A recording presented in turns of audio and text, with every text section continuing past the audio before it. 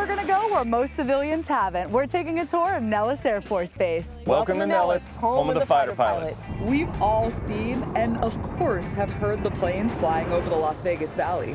You know Nellis Air Force Base is the home of the fighter pilot, otherwise known as home of the one and only Thunderbirds, but there is so much more to the base. We hopped in the car with our tour guide for the day, Staff Sergeant Alexei Bozarge, to learn more about the base that not only takes up a massive footprint, but also employs over 14,000 people, making it one of the largest employers in Southern Nevada. For our first stop of the day, we headed out into the desert to meet up with Explosive Ordnance Disposal, or E.O.D, for a demonstration.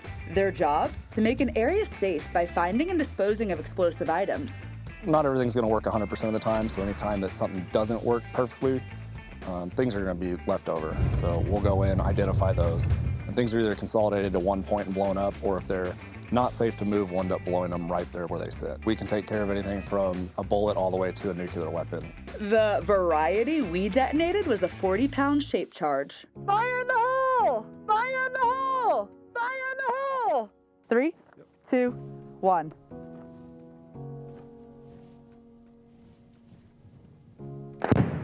This kind of explosive is used to detonate something found hidden underground. It went boom. That was cool. The charge is set above ground and fired straight down so that it can detonate a bomb further down. Various size charges are going to make various size holes. Bigger the charge, the bigger the hole. I'm not sure what I was expecting, but the hole in the ground surprised me for sure. That's a pretty big hole. And it was actually a lot bigger than it looked. So with the way the ground is here, a lot of times when you punch that hole, it's going to collapse in on itself. If you're somewhere where there's the right moisture, sometimes you go down and there's a really nice hole. But if you took a piece of rebar and went down the dead center of that, it's all going to be very loose. Sergeant Dykoff demonstrated how fine the material had become due to the explosion. Yeah, it's just making big sand smaller sand. From E.O.D, we loaded up the car and came back to civilization and checked out the dog kennels.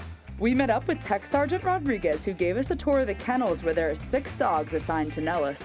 4 of those being for explosive detection and 2 being for drug detection. We got to say hi to all of these dogs with jobs, but the real star of the show was Ivan.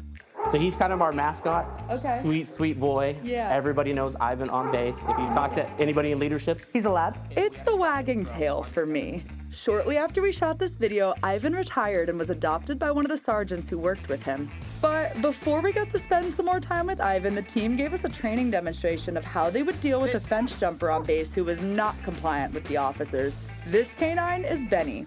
He is dual certified in patrol and narcotics, and I personally would not get on his bad side. After successfully taking down the intruder, Benny's obedience was rewarded with his favorite toy. The handlers are out here every day training the dogs for patrol scenarios like this and also for detecting explosives and drugs as well. And we found all of the handlers have and will wear the bite suit. Can you all go through that training? Yes, yes. That must be terrifying. It can be. It can be. A highlight of my day for sure, we got some playtime with Ivan. Yo, yeah, Ivan, yeah. So Ivan is strictly explosives, no patrol work. As you can see, so it's one less thing he's gotta work. Slow-mo.